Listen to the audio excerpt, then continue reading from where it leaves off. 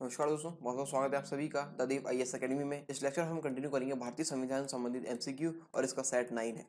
इसमें जो ये सीरीज जो हमारी चल रही है उसमें यूपीएससी की सीएससी परीक्षा यानी सिविल सेवा परीक्षा की प्रारंभिक परीक्षा में जो सवाल पूछे गए हैं पिछले 25 वर्षों के प्रश्नों का अवलोकन यहाँ पे किया जा रहा है और 1955 से लेकर 2019 तक के सवाल इसमें सम्मिलित किए जा रहे हैं। आप तक वीडियो हिंदी भाषा में लेकर आ रहा हूँ। मेरा नाम है देवरत्न। एक बहुत ही महत्वपूर्ण जानकारी मैं आपको बता देता हूँ कि इतिहास संबंधित जो एमसीक्यू हमने कवर किए हैं, यदि आपने उन लेक्चर्स को नहीं देखे तो आप डिस्क्रिप्शन बॉक्स में उनकी लिंक दे दी गई, आप उन लेक्चर्स को वहाँ पे जाकर देख सकते हैं या फिर आई बटन पर क्लिक करके भी उन लेक्चर्स तक पहुँचा जा सकता है। चलिए शुरू करते हैं।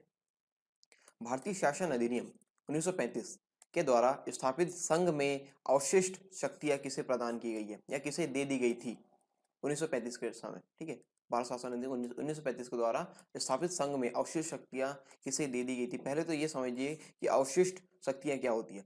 देखिए, ये अपशिष्ट नहीं है, ठीक है, अपशिष्ट नहीं, अवशिष्ट यानी होता है वेस्ट। ये अवशिष्ट नहीं, ये अवशिष्ट है। यहाँ पे हुआ ये था कि जो शक्तियों का बंटवारा था वो 3 सूचियों के अंतर्गत किया गया था। राज्य सूची, दूसरा है केंद्र सूची और तीसरा है संघ सूची। ठीक है, सॉरी, राज्य सूची, केंद्र सूची और समवर्ती सूची। समवर्ती सूची, ठीक है। तो जो राज्य की शक्ति है वो राज्य सूची में दी गई, केंद्र की शक्ति केंद्रीय सूची में दी गई और समवर्ती शक्तियां जिसमें दोनों की शक्तियां हैं वो दी गई समवर्ती सूची में। लेकिन कुछ ऐसी शक्तियां भी थी जो या होती है जो नहीं होती है, ठीक है, जिसको जिसको हमने यहाँ पे शामिल नहीं किया था या फिर भारत शासन अधिनियम में इसको शामिल नहीं किया गया था। तो वो सूची वो शक्ति है जो नई शक्तियां हैं, ठीक है, जो नई शक्ति है जिसको सूचीबद्ध नहीं किया गया था वो कहलाएगी अवशिष्ट शक्तियां। और ये किसको दे दी गई थी, ये यहाँ पे प्रश्न पूछा गया। ये सवाल 2018 में आ चुका है। तो देखते हैं यहाँ पे ऑप्शन है संघीय विधानमंडल को, गवर्नर जनरल को या फिर प्रांतीय विधानमंडल को या फिर प्रांतीय राज्यपालों को। तो ये जो अवशिष्ट शक्तियां हैं वो दे दी गई थी गवर्नर जनरल को। आंसर इसका बी, ठीक है, आंसर इसका बी। भारत सरकार अधिनियम 1935 ब्रिटिश संसद ने अगस्त 1935 में पारित किया। इस अधिनियम ने केंद्र और इकाइयों के बीच 3 सूचियों, संघ सूची, राज्य सूची और समवर्ती सूची, ठीक है, सूची के आधार पर शक्तियों का बंटवारा कर दिया और अवशिष्ट शक्तियां गवर्नर जनरल को दे दी गई। ठीक है, इसलिए इसका आंसर यहाँ पे केंद्र या फिर इसको संघ सूची भी कहेंगे। तो इसका आंसर हो जाएगा यहाँ पे बी। ठीक है, अगला सवाल है विधि और स्वाधीनता के बीच विधि और स्वाधीनता के बीच सबसे उपयुक्त संबंध को निम्नलिखित में से कौन प्रतिबिंबित करता है। 2018 में सवाल पूछा जा चुका है। ऑप्शन है यदि विधियां अधिक होती हैं तो स्वाधीनता कम होती है। दूसरा है यदि विधि नहीं है तो स्वाधीनता भी नहीं है। अगला है यदि स्वाधीनता है तो विधि निर्माण जनता को करना होगा। यदि विधि परिवर्तन बार बार होता है तो वो स्वाधीनता के लिए खतरा है। तो यहाँ पे क्या इसका उत्तर होगा, विधि और स्वाधीनता के बीच सबसे उपयुक्त संबंध को निम्नलिखित में से कौन प्रतिबिंबित करता है। तो ये है यदि विधि नहीं होगी तो स्वाधीनता भी नहीं होगी। आंसर इसका बी, आंसर इसका बी। यदि विधि नहीं है तो स्वाधीनता भी नहीं है। यह कथन एक आंग्ल दार्शनिक एवं राजनैतिक विचारक जॉन लॉक द्वारा दिया गया था तथा इस कथन को थॉमस हॉब्स के लेवियोथन का नियम, लेवियोथन थ्योरी द्वारा भी समर्थन किया जाता है। आंसर इसका बी। अगला सवाल है निम्नलिखित में से किनको विधि के शासन के प्रमुख लक्षणों के रूप में माना जाएगा। नीचे दिए गए कूट का प्रयोग कर सही उत्तर चुनिए। ठीक है, तो सही वाले हमको बताना है कि कौन से हैं यहाँ पर। ठीक है, तो यहाँ पे पहले जो कथन है वो देख लेते हैं, फिर यहाँ पे ऑप्शन हम चूज करेंगे। 2018 में सवाल पूछा जा चुका है। शक्तियों का परिसीमन, विधि के समक्ष समता, सरकार के प्रति जन उत्तरदायित्व, स्वतंत्रता और नागरिक अधिकार। तो निम्नलिखित में से किनको विधि के शासन के प्रमुख लक्षणों के रूप में माना जाएगा। तो यहाँ पे है शक्तियों का परिसीमन, हाँ, इसको इसके अंतर्गत माना जाएगा विधि के शासन के अंतर्गत। विधि के समक्ष समता, हाँ, ये भी इसको माना जाएगा। तीसरा देखते हैं हम, सरकार के प्रति जन उत्तरदायित्व, क्या इसको माना जाएगा? नहीं, इसको इसके अंतर्गत नहीं माना जाएगा। ठीक है, तो ये तीसरा कथन यहाँ पे गलत है। चौथा है स्वतंत्रता और नागरिक अधिकार, स्वतंत्रता और नागरिक अधिकार को इसके अंतर्गत माना जाएगा। तो हाँ, ये सही है। ठीक है, तो पहला, दूसरा और चौथा कथन यहाँ पे सही है। इसके अंतर्गत हम उत्तर हम देख लेते हैं। केवल 1 और 3, केवल 2 और 4, केवल 1, 2 और 4, 1, 2, 3 और 4। तो 1, 2 और 4 किस वाले ऑप्शन में आ रहा है? ऑप्शन है सी, आंसर हो जाएगा इसका सी। विधि शासन का प्रमुख सिद्धांत है कानून के समक्ष सब लोगों की समता। ठीक है, कानून के समक्ष सभी लोगों की समता। भारत में इसे उसी अर्थ में ग्रहण करते हैं जिसमें यह अंग्रेजी अमेरिकी विधान में ग्रहण किया गया है। भारतीय संविधान में घोषित किया गया है कि प्रत्येक नागरिक के लिए एक ही कानून होगा जो समान रूप से लागू होगा। जन्म, जाति इत्यादि कारणों से किसी को विशेषाधिकार प्राप्त नहीं होगा। अनुच्छेद 14 के अंतर्गत ये है। और किसी राज्य में यदि किसी वर्ग को विशेषाधिकार प्राप्त है तथा अन्यान्य लोग इससे वंचित है तो वहां विधि का शासन नहीं कहा जा सकता। ठीक है, तो ये है, इसका आंसर हो जाएगा सी। 1, 2 और 4 ये कथन यहाँ पे सही है। अगला सवाल है, निजता के अधिकार को जीवन एवं व्यक्तिगत स्वतंत्रता के अधिकार के अंतर्भूत भाग के रूप में संरक्षित किया जाता है। भारत के संविधान में निम्नलिखित में से किससे उपर्युक्त कथन सही एवं समुचित ढंग से अर्थित होता है? 2018 में सवाल पूछा जा चुका है। तो ऑप्शन हम देखते हैं यहाँ पे, अनुच्छेद 14 एवं संविधान के 42वें संशोधन के अधीन उपबंध, अनुच्छेद 17 एवं भाग 4 में दिए गए राज्य की नीति के निर्देशक तत्व, या फिर अनुच्छेद 21 एवं भाग 3 में गारंटी की गई स्वतंत्रता है, या फिर अनुच्छेद 24 एवं संविधान के 44वें संशोधन के अधीन उपबंध। तो यहाँ पे इसका उत्तर हो जाएगा सी, अनुच्छेद 21 एवं भाग 3 में गारंटी की गई स्वतंत्रता है। ठीक है, तो भारतीय संविधान के भाग 3 में अनुच्छेद 12 से लेकर 35 तक मौलिक अधिकारों का वर्णन किया गया है। 9 न्यायाधीशों की पीठ ने अपनी बात को स्पष्ट करते हुए कहा कि निजता मानवीय गरिमा का संवैधानिक मूल है। यह एक ऐसा अधिकार है जिसे जैसा है वैसे ही रहने देना चाहिए। न्यायालय ने यह भी स्पष्ट किया कि वह संविधान में कोई संशोधन नहीं कर रहा है और न ही विधायिका की शक्तियां को हड़प रहा है। और अतः अनुच्छेद 21 एवं भाग 3 में निजता के अधिकार को जीवन एवं व्यक्तिगत स्वतंत्रता के अधिकार के अंतर्गत भाग के रूप में संरक्षित होने की गारंटी देता है। ठीक है, तो इसका आंसर है यहाँ पे सी। अगला सवाल है, निम्नलिखित कथनों पर विचार कीजिए। सन 2019 में यह सवाल पूछा गया है। उपरोक्त में से कौन से कथन सही है, ये हमको बताने। कथन पहला है, भारत के संविधान के 44वें संशोधन द्वारा लाए गए एक अनुच्छेद ने प्रधानमंत्री के निर्वाचन को न्यायिक पुनर्विलोकन के परे कर दिया। क्या ये सही है? नहीं, ये सही नहीं है। ठीक है, ये पहला कथन यहाँ पे गलत है। भारत के संविधान के 99वें संशोधन को भारत के उच्चतम न्यायालय ने अभिखंडित कर दिया क्योंकि यह न्यायपालिका की स्वतंत्रता का अतिक्रमण करता था।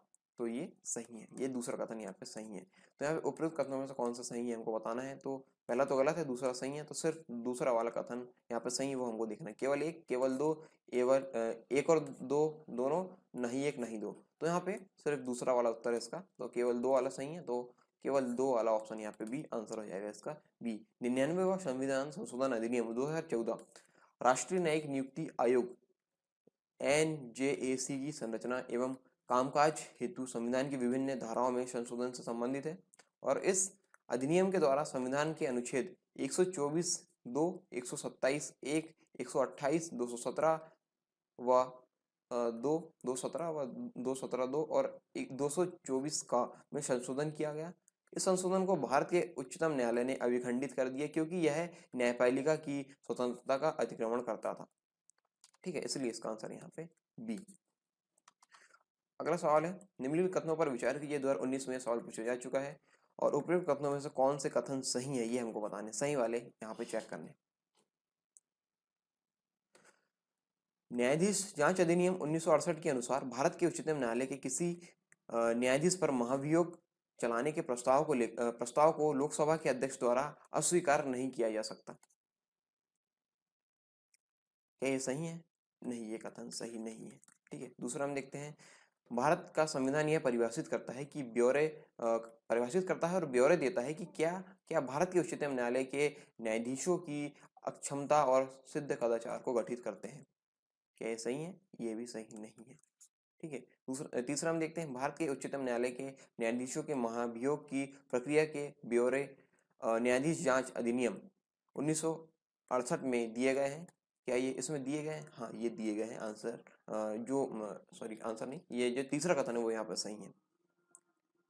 चौथा है, यदि किसी न्यायाधीश के महाभियोग के प्रस्ताव को मतदान हेतु लिया जाता है तो विधि द्वारा अपेक्षित है कि यह प्रस्ताव संसद के प्रत्येक सदन द्वारा समर्पित हो और उस सदन की कुल सदस्य संख्या के बहुमत द्वारा तथा संसद के उस सदन के कुल उपस्थित और मत देने वाले सदस्यों के कम से कम 2/3 द्वारा समर्थित हो।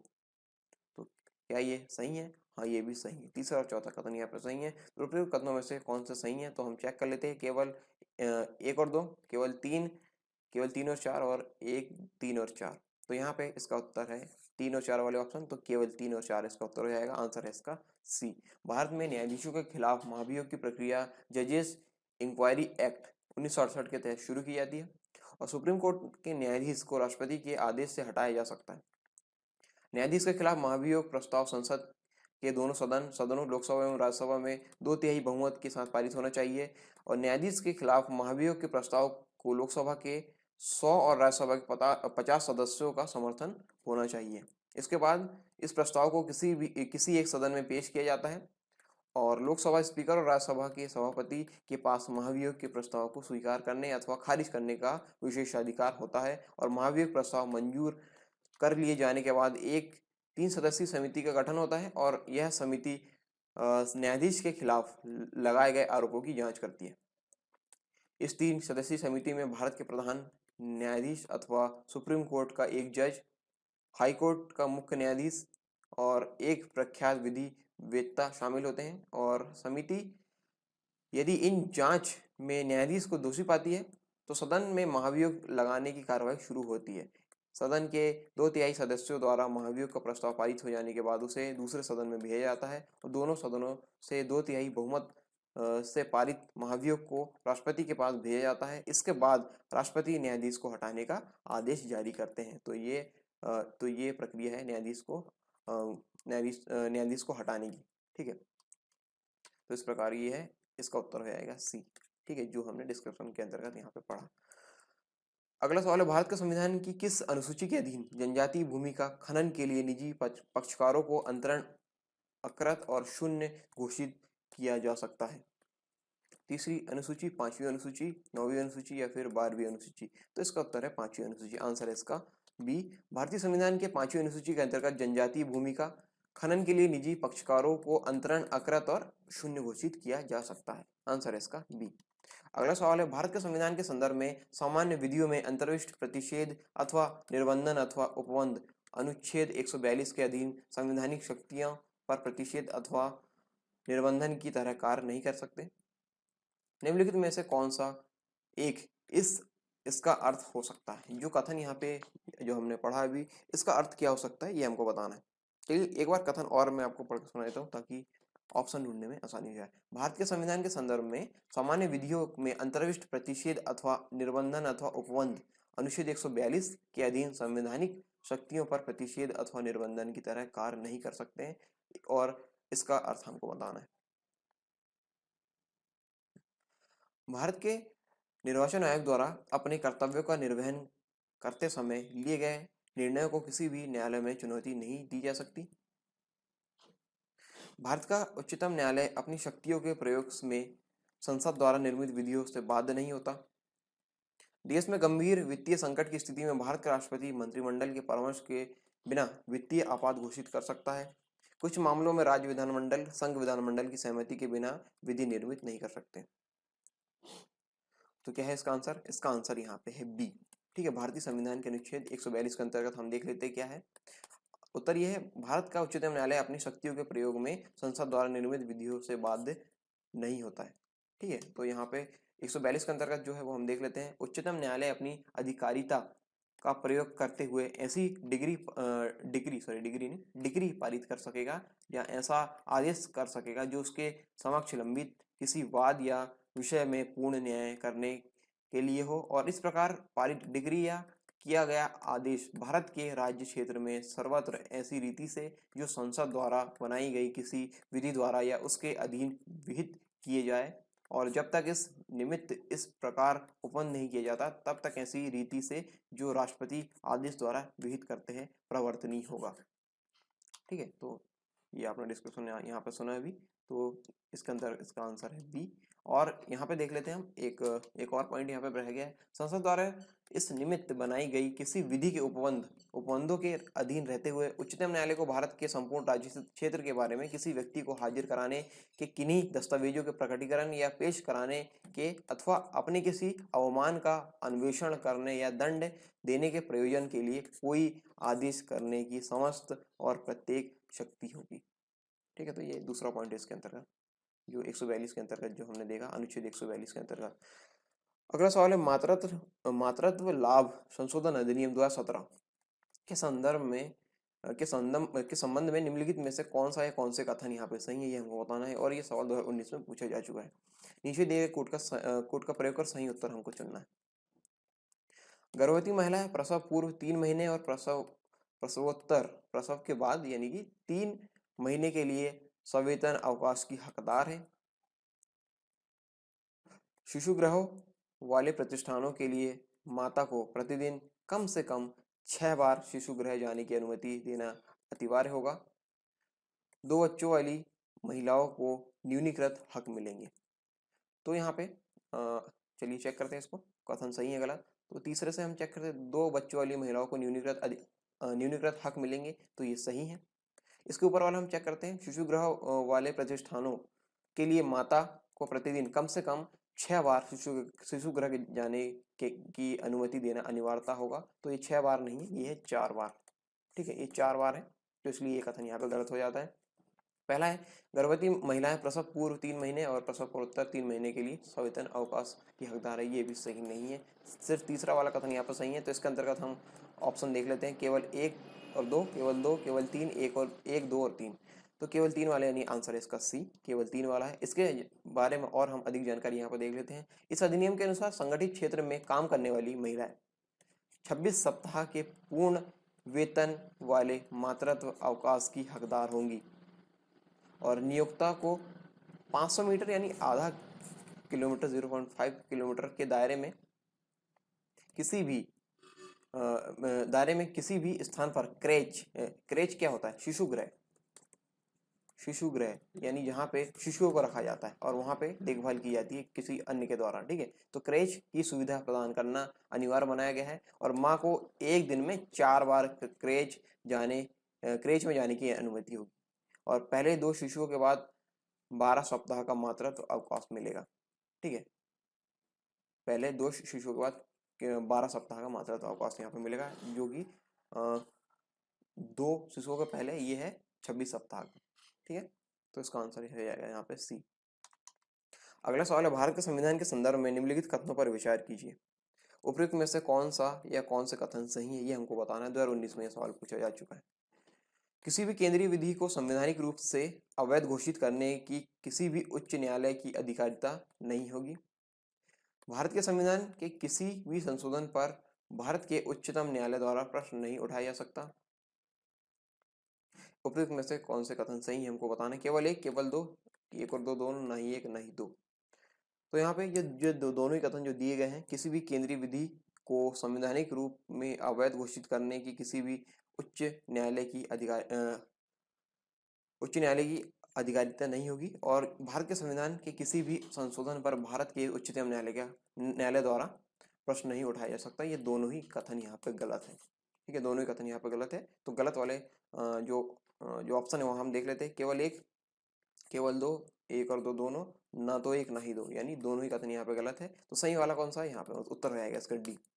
उत्तर है इसका डी, कोई केंद्रीय विधि जो किसी मौलिक अधिकार का हनन करता हो या संविधान के अनुकूल नहीं हो तो उच्च न्यायालय उसे अवैध घोषित कर सकता है। इसी तरह संविधान के किसी संशोधन पर उच्चतम न्यायालय द्वारा प्रश्न उठाया जा सकता है और संसद द्वारा राष्ट्रीय न्यायिक नियुक्ति आयोग के गठन का प्रावधान करने संबंधी कानून और 99वें संविधान संशोधन की संवैधानिकता को सर्वोच्च न्यायालय ने अक्टूबर 2015 में असंवैधानिक घोषित कर दिया। ठीक है, तो ये हो जाएगा इसका आंसर डी। तो ये थे संविधान से संबंधित एमसीक्यू, भारतीय संविधान संबंधी एमसीक्यू जो पिछले 25 वर्षों में पूछे गए हैं और यहाँ पे ये 90 प्रश्नों को हल करते हुए हमने ये सीरीज यहाँ पे कंप्लीट कर ली है भारतीय संविधान की एमसीक्यू वाली। ठीक है, तो ये सेट 9 था इसका। आई होप आपने इसको एंजॉय किया होगा। और इसके बाद जो लेक्चर आएगा वो सारे सेट्स यानी सेट 1 से लेकर सेट 9 तक सारे सेट्स का कंपाइलेशन होगा, यानी सारे सेट्स को एक साथ एक वीडियो में यहाँ पे कवर कर दिया जाएगा। यदि आप में से किसी ने जो पिछले सेट्स हैं उनको मिस कर दिया हो, तो इसके बाद जो लेक्चर आएगा उसमें सारे सेट्स को कंपाइल कर दिया है, आप बहुत कम समय में सारे सेट्स को अच्छे से पढ़ पाएंगे। ठीक है, तो आई होप आप जो आने वाला सेट है उसको अच्छे से पढ़ेंगे और जो अभी पिछले सेट दिए गए हैं वो भी आप पढ़ेंगे। इससे पहले भारतीय इतिहास से संबंधित जो प्राचीन भारतीय इतिहास, मध्यकालीन भारतीय इतिहास और आधुनिक भारतीय इतिहास और भारतीय राष्ट्रीय आंदोलन से संबंधित जो भी एमसीक्यू थे पिछले 25 वर्षों में पूछे गए 1995 के 2019 तक, वो सारे कवर कर दिए गए। यदि आपने उन लेक्चर्स को भी नहीं देखा तो डिस्क्रिप्शन बॉक्स में उनकी लिंक दे दी गई है, उन लिंक की सहायता से आप उन लेक्चर्स तक पहुंच सकते हैं, फिर आई बटन पर क्लिक करके उन लेक्चर्स तक पहुंचा जा सकता है। तो thanks for watching the Dev IAS academy. मिलते हैं नेक्स्ट वीडियो में, तब तक के लिए जय हिंद।